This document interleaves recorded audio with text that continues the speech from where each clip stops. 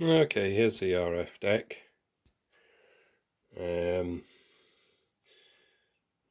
your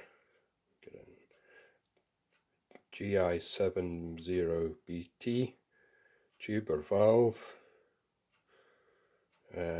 surrounded by a silicone rubber tube, so it can direct the air up from underneath to cool it.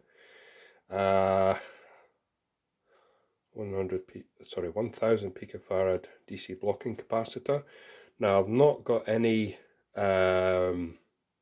anti-parasitic choke in here. I'm not sure if I need one or not. It seems to be working alright. This is your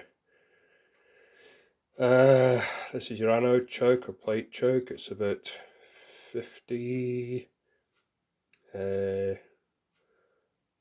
I can't remember if it's the milli or microhenries do. It's 1 millimeter square enamel copper wire, or magnet wire as some people call it, on a 20 millimeter diameter PTFE or Teflon former, which is about 5 inches long. There's a 12 kV rated bypass cap. Things that's at 10,000 puff. I can't remember. It's normal anyway. There's a feed through, which consists of double insulated. Let me see. It's 1.6 millimeter square stainless steel feeder wire for an electric cattle fence. 100 puff capacitor. It was out of a pull from a piece of equipment from eBay, so it wasn't too expensive. And this one I think's about 300, 350. Again, second hand from eBay, not expensive.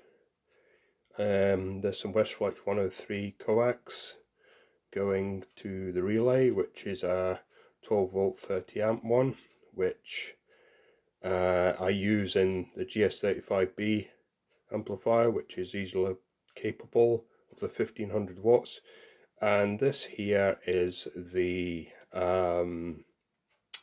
a glitch choke. So if that DC blocking cap fails and DC somehow gets through here, that will ground any high voltage straight to earth and blow the fuses round the back here. There's some 8 amp fuses.